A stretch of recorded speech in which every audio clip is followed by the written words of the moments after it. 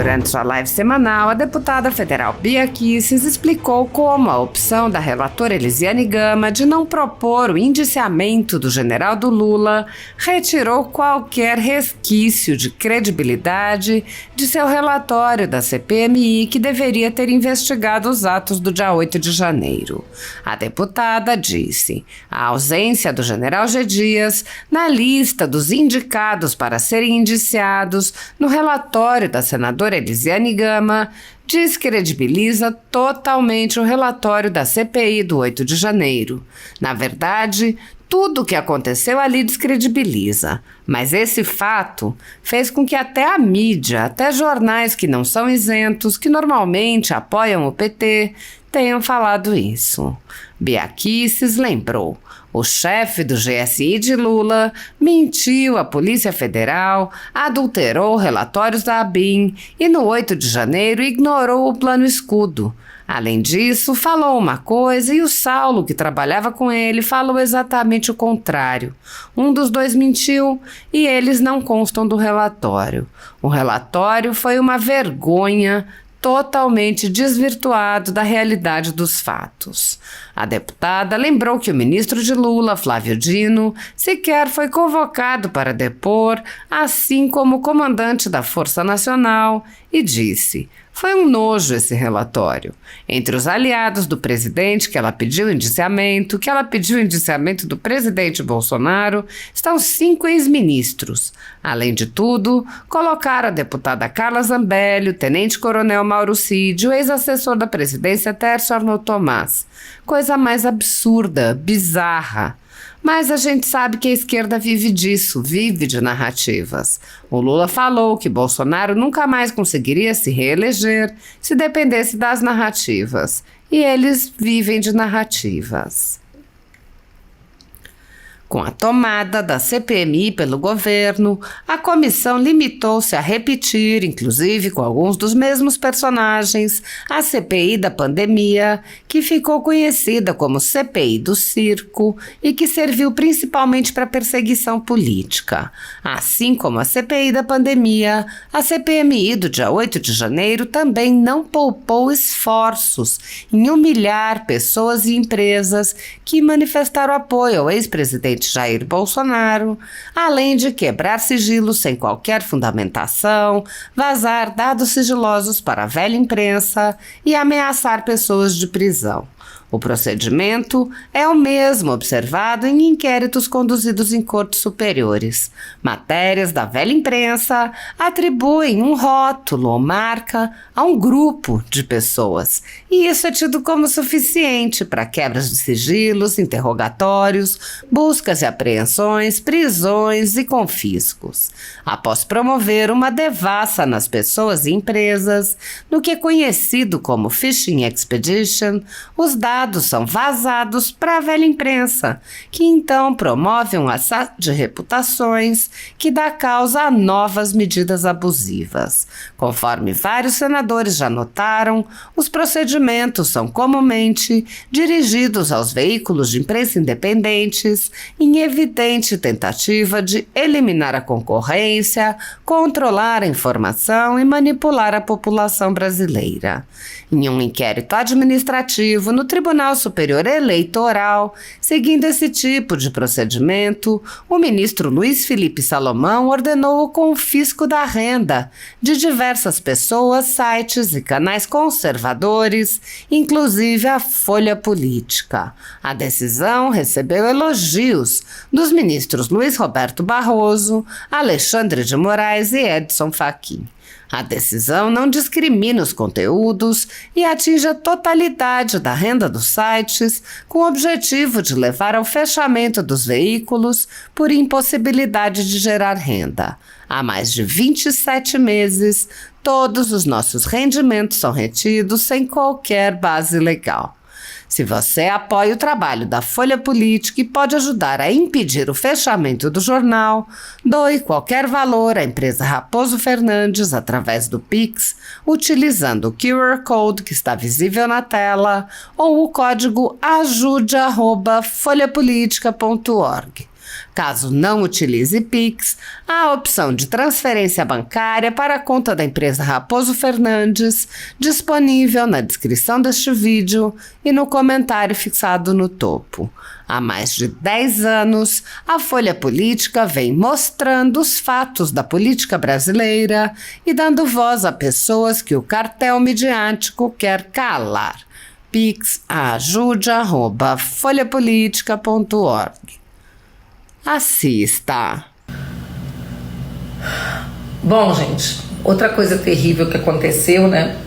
A ausência do general G. Dias na lista dos indicados para serem indiciados no relatório da senadora Elisiane Gama descredibiliza totalmente o relatório, né, da CPI CPMI de 8 de janeiro. Na verdade, para mim, não é só isso. Tudo que aconteceu ali descredibiliza, mas pelo menos aqui é interessante que esse fato faz com que até a mídia, até jornais que não são isentos, que normalmente apoiam o PT, tenham falado isso, que o Metrópolis, por exemplo, né, falou, que é um jornal aqui de Brasília, mas que tem um alcance no Brasil nacional, né, tem um alcance nacional, falou que a ausência do G. Dias no relatório descredibiliza o relatório, né, descredibiliza. O G. Dias mentiu, né? O chefe do GSI de Lula mentiu à Polícia Federal, dizendo não ter sido alertado das manifestações, adulterou relatórios da BIM e no 8 de janeiro ignorou o plano escudo, protocolo de defesa do Palácio do Planalto. Além disso, ele falou uma coisa e o Saulo, que também trabalhava com ele, falou exatamente o contrário. Então, pelo menos um dos dois era claro que estava mentindo.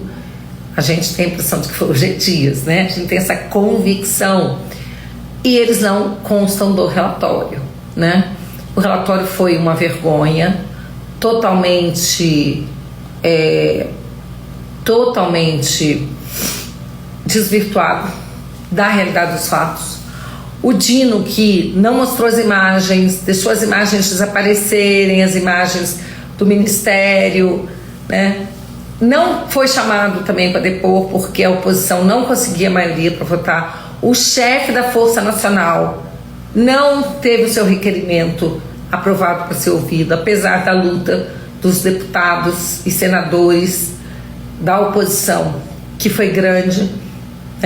Eu quero dizer que eu postei até um vídeo falando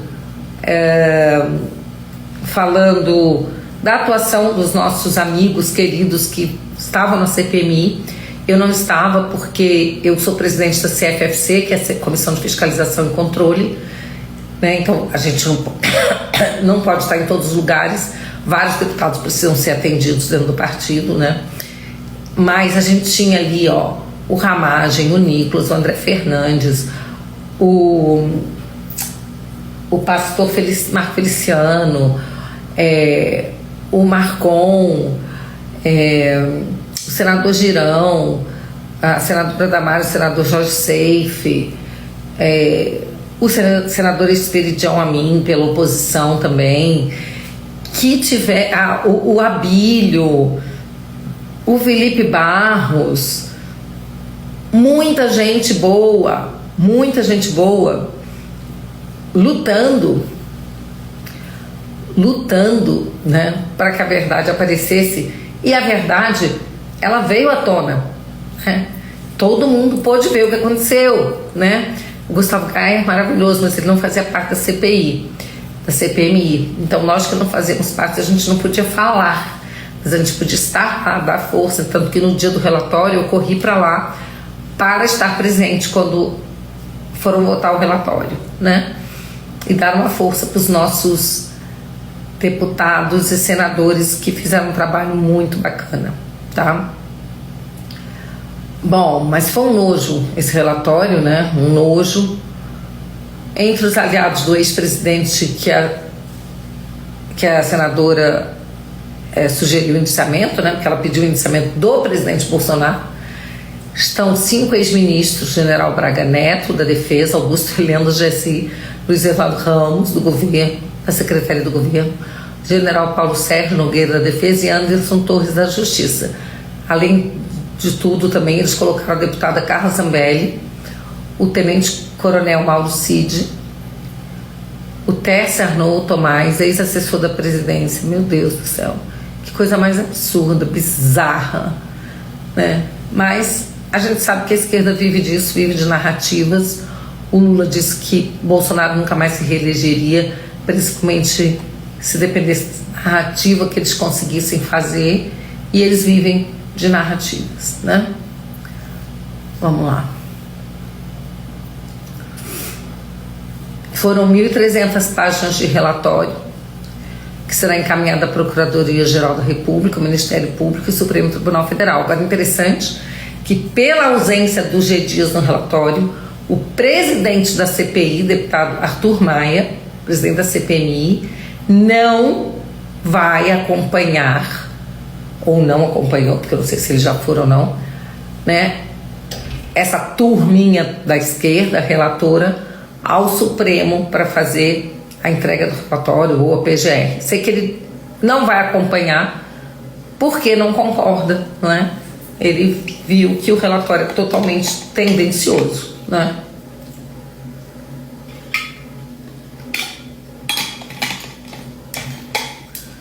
Vamos lá, gente.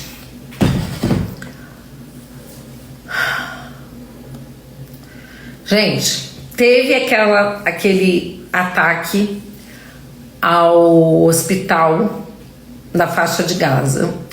E aí a mídia, né, nem se preocupou em investigar, em ver a fonte, já foi dizendo que Israel tinha atacado o hospital. Eu estava lá no plenário e o deputado Chico Leite foi pro microfone falar que Israel que tinha atacado.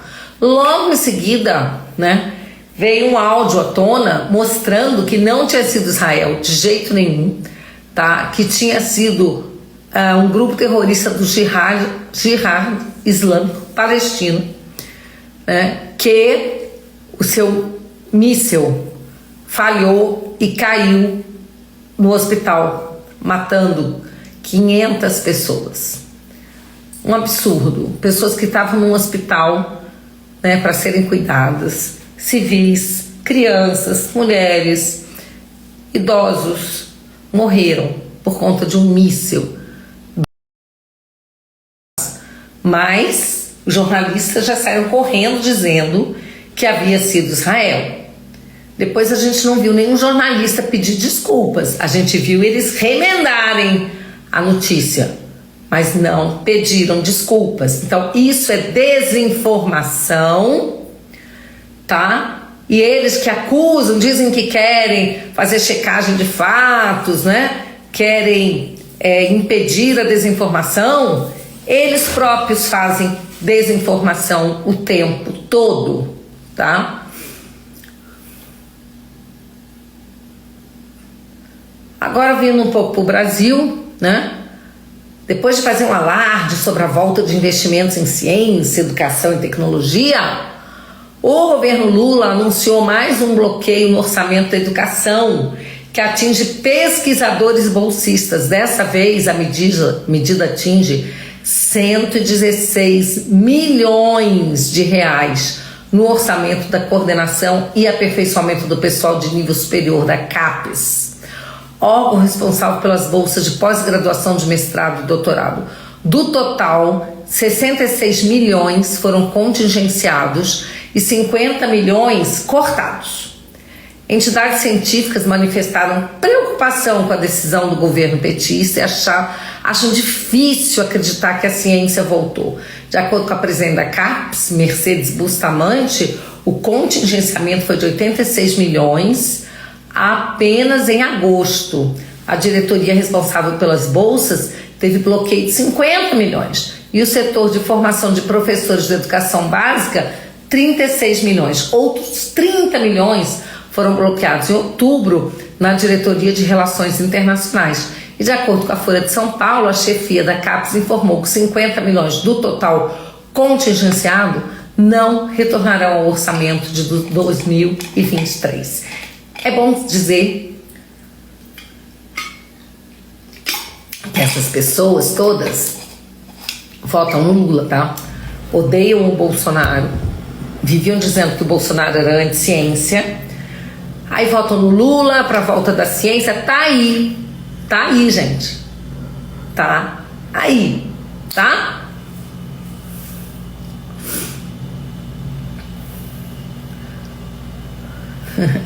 Os caras falam o seguinte, ó: Fórum Nacional de Pró-Reitores de Pesquisa e Pós-Graduação das Instituições de Ensino Superior Brasileiras manifestou preocupação com o corte. Aspas, ficamos muito surpresos com essas situações, disse a Folha.